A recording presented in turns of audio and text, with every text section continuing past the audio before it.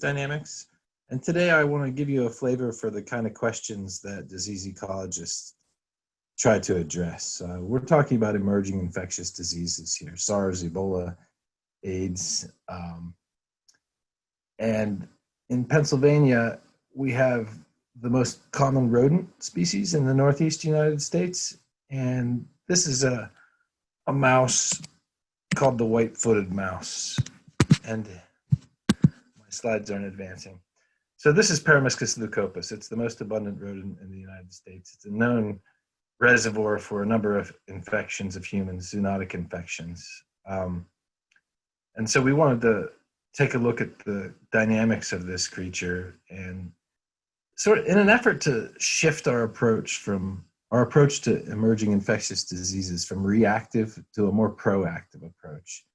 As we all know very well now, as soon as these zoonotic agents get into the worldwide travel networks, that it's too late to stop them.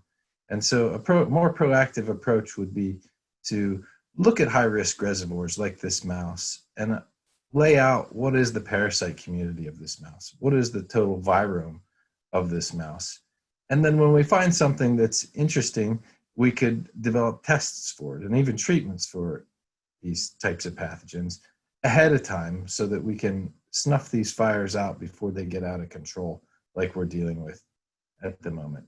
And so this rodent is one that we probably all recognize. It comes into our houses and our garages and it fills our boots with cat food and makes nests out of our air filters. And so we have incredibly high exposure to them. And if you look at the work of Woolhouse and emerging infectious diseases, we see that most emerging infectious diseases are viruses, and most of those are zoonotic, meaning they jump from animal to man. And then if you ask what animal is providing the most of these pathogens, it's by and large the rodents are the number one source. They're closely followed by bats, but rodents are still in the lead. And so with a species like this that we have such high exposure to and has a number of known pathogens, we thought it was worthwhile to look at and characterize the full virome of this species.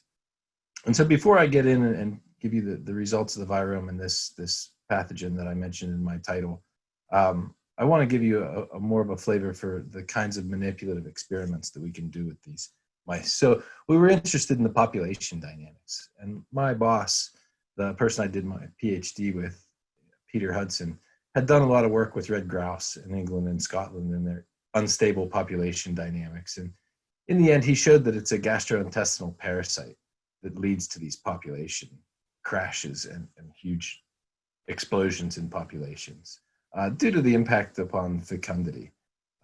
Worms tend to not cause mortality because that's, you're burning your own house down if you do that. And so they have sublethal effects, impacts on their fecundity.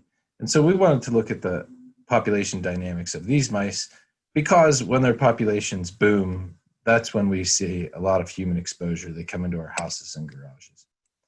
And so we wanted to use this as a model system because they have these unstable dynamics and they're abundant. They're easy to handle. You can trap, they have high trappability.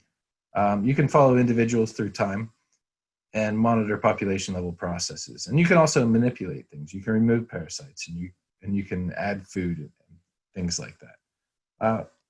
When we do these experiments, we normally catch the average mouse about five or six times across the course of a year. And most of them don't live longer than a year, although they can live up to 7 years. So it's important to understand these population dynamics, generally for ecology, which is the distribution and defining the distribution and abundance of species, but it's also important for human health. And we've had hantavirus in Clearfield County. We had some recent outbreak in Yosemite. They also can give us tularemia. They're the ones that are infecting the ticks with Borrelia, which causes Lyme disease. And rodents caused the plague, which killed 20 or 30 million people. So this data is from Jerry Wolf, 1980 through 1993 time series. This is correlative data, and it gives you the abundance of the chipmunks and mice, both white-footed mice and deer mice. And then the bars are the mast index, which is a measure of how many acorns came off of the oak trees in the previous fall. And you can see pretty clearly that when there's a mast event, you get a peak in white-footed mice and deer mice and chipmunks in the following year. And so, like I said, this is correlative. They've extended this time series, and I think the R-squared for this was 0.79. The R-squared's dropped down to 0.51, and now there's some talk about whether white oak or red oak acorns are important. But the point here is that they have very unstable population dynamics. As you can see, they're going from less than 10 mice per hectare to some years where there's 80 mice per hectare. So we designed a factorial experiment where we were asking 3 questions. So what impact did the gut macroparasites have on the mice at individual and population levels? What influence does habitat have on mice and their parasites? And do habitat and worm intensity interact to create a synergistic effect? And so we used 12 grids. Grids are 105 meters square. There's live capture Uglon special number 2 multiple capture trap every 15 meters. And there's 64 traps per grid. We did 6 of these inside of deer exclosures. Our shelterwood cuttings that are abundant throughout the state now, we used those.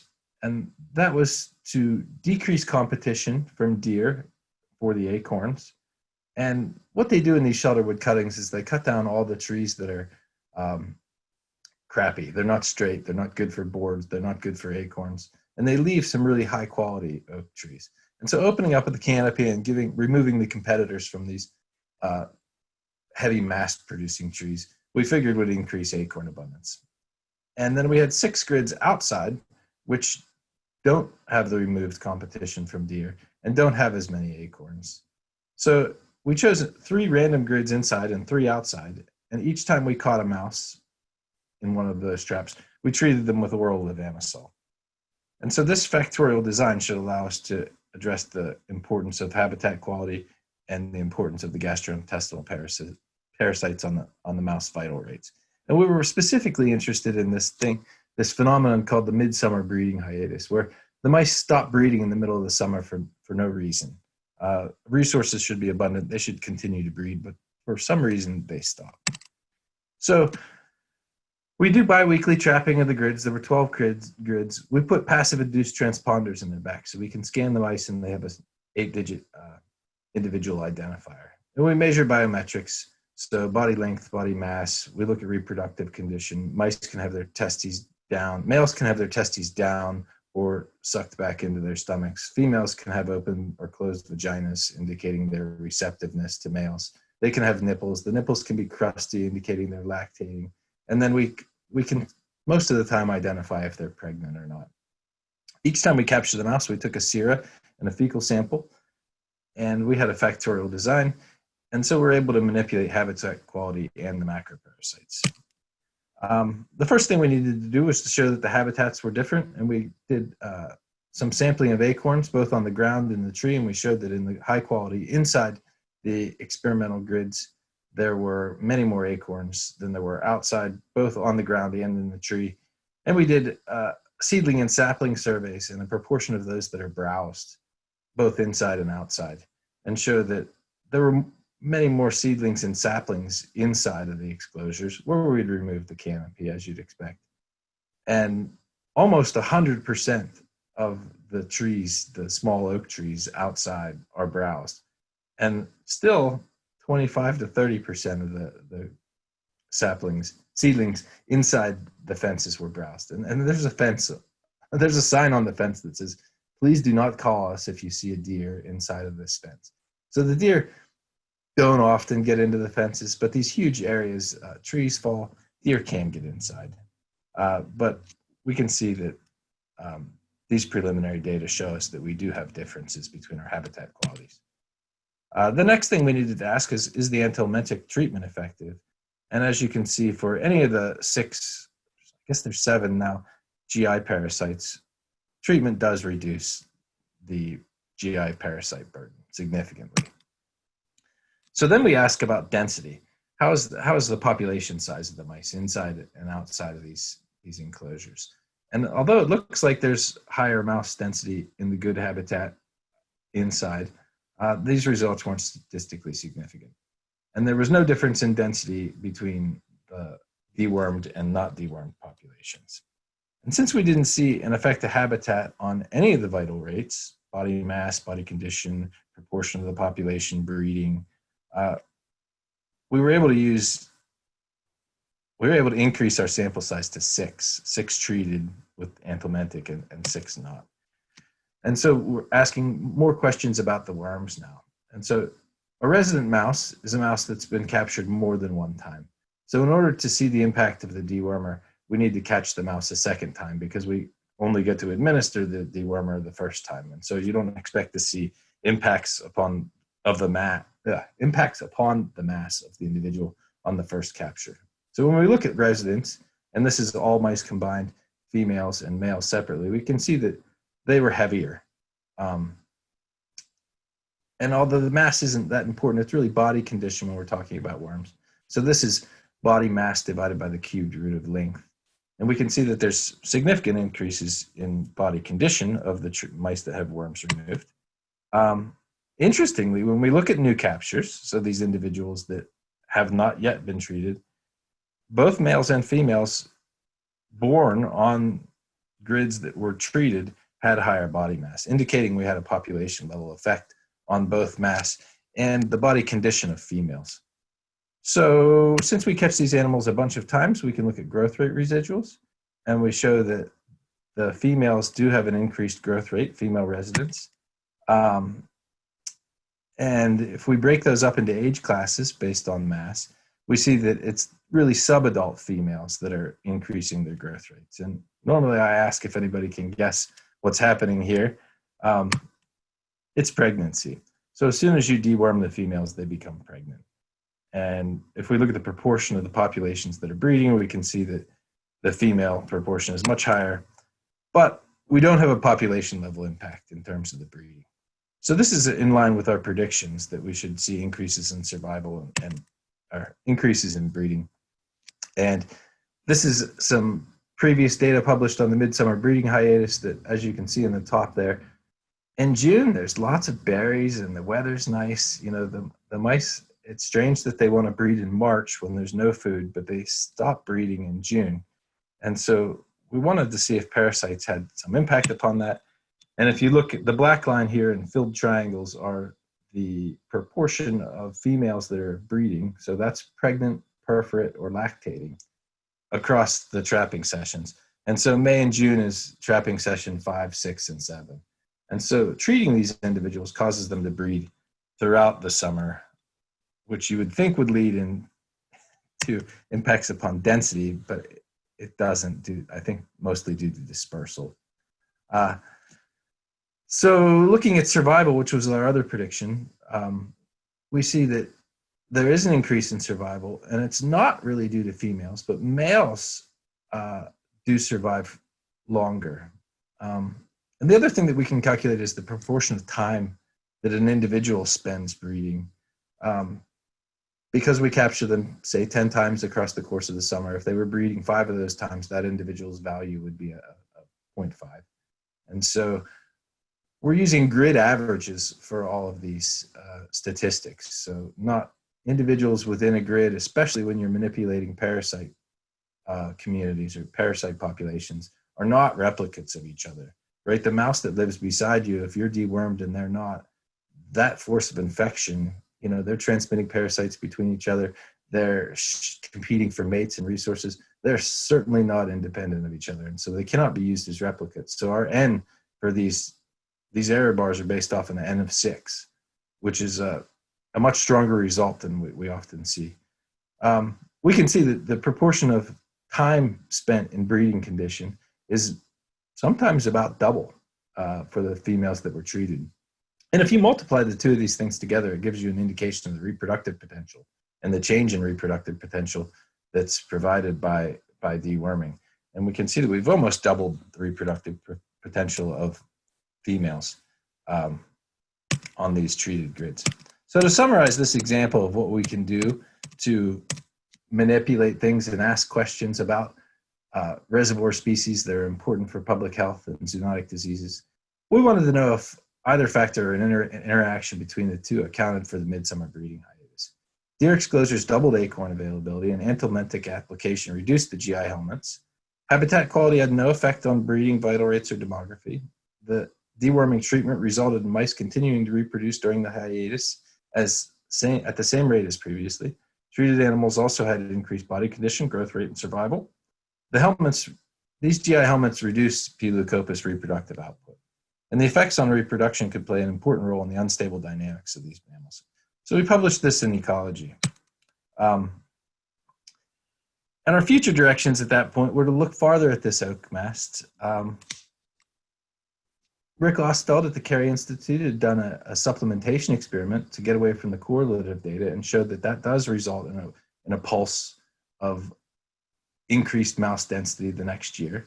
But there's been a ton of people that have added food to populations, and the results are all over the board. Sometimes when you add food, the populations decrease. So I was interested in the difference between acorns and these other food sources, which is often corn or sunflowers. And the real difference is tannins. And there are, in some third world countries, they actually are using high tannin forages to reduce GI parasites in ag animals. And indeed, a sheep that has a worms, if given a choice between a high tannin forage and a low tannin forage, they will choose the high tannin forage until they get rid of their GI parasite infection. And then they'll switch to the low tannin forage. Tannins are bitter, and they're thought to detract. They're thought to stop herbivores from predating. And we also shouldn't neglect the interests of the oak tree, right? These mice that are eating their acorns, they're eating their young, but they're also responsible for dispersal. And something that's not addressed is what causes the declines, these steep declines in these populations. It doesn't appear to me that it can be predators. You know, a snake, if you have a pet snake, you feed it a mouse a month. That's not enough to take these populations down. Hawks, owls, sure, everything eats predators, or everything eats mice. But the steepness of the decline, it makes me wonder if it is predators. And excluding predators is a very difficult thing to do, especially with avian predators. And so we wanted to ask about mouse viruses, microparasites. And this is when I finished my PhD, and I came back and we applied for an NSF grant to describe the virome of these mice. And so here we have a figure that is the virome of these mice. And on the x-axis, we have 9 pools. These pools are all composed of about 100 mice. And on the y-axis, we have all the different viruses that we found. Now, not all of these viruses are zoonotic viruses. They aren't all things that we need to worry about. But there was one virus in particular that we were interested in, we've called it Flavi-like segmented virus, and it's signified by the red dot. Here's the phylogeny. And we're interested in this because its most closely related relatives were just published about in the New England Journal of Medicine in China, where a patient came in that was febrile. They thought he had Crimean Congo hemorrhagic fever, but he was negative for all the tests. They did some next generation sequencing and came up with this Elongshan virus. And then they brought in a bunch of other patients who'd recently come in febrile, and they didn't get diagnosed properly. And they ran a antibody test and found that about 30% of them tested positive for this virus. And so we had about 11% of our mice testing positive for FLSV. We're still working on this. We thought we had it in ticks very recently, and there's some problem with the PCR, and it turns out that everything was positive for FLSV. And so none of the other people that have been sequencing ticks have found FLSV either, which indicates that it's either being crowded out, swamped out by the abundance of other viruses that we see in Ixodes, and I'll show you those in a moment, or it's actually not there, and it could be some other vector. It could be a flea or a mite that's transmitting this thing. We currently have an R21 that we're looking into this. This picture was supposed to be at the end, but this is a hard picture to get. So this shows you Ixodes scapularis, all of the stages, engorged and not engorged. So from the left to the right, you're looking at the larvae, the nymph, the adult male, the adult female on the bottom, and then at the top, on the top, there's the engorged larvae, the engorged nymph, and the engorged adult with some eggs stuck to the back there. There's only a few times a year that you can get this picture. So the viruses that we found in I'm going to give you a heads up, Scott. About 1 or 2 more minutes, please. I'm just about finished. Ixodes scapularis viruses, here we have them, the larvae, the nymphs, and the adults. You can see we have some hits for Powassan. We had some issues with barcode hopping here, well jumping, and so I can't stand behind these. We didn't publish this. We ended up publishing a review paper instead because we had some well jumping issues. And the last thing that I wanted to mention is I have a collaboration with the PA Department of Health here. They do West Nile surveillance, and basically they test samples until they get a positive, and then they know they need to go to that area and spray. And the rest of the samples that they would discard. And so I've made an arrangement whereby they send us the human biting mosquitoes, and we're planning to characterize the virome for the next 10 years. I'm interested in how the virome changes across 10 years. There's this idea that a niche can open up, and that can provide an opportunity for a new virus to come in. There's some idea that mousepox is replacing smallpox. I think we have enough of these emergences now that if we get this time series data, we might catch some data that tells us, how we might be able to predict when we're going to expect an emerging infectious disease. Does something change in the virome before you see a lot of EEE cases? And I will stop there. And if anybody wants these, I think we've recorded the presentation, so you can come back and take a longer look at these. I should thank NSF, NIH, my boss Peter Hudson, the Center for Infectious Disease Dynamics, and all the undergraduates who helped me collect these data. Thank you for your time.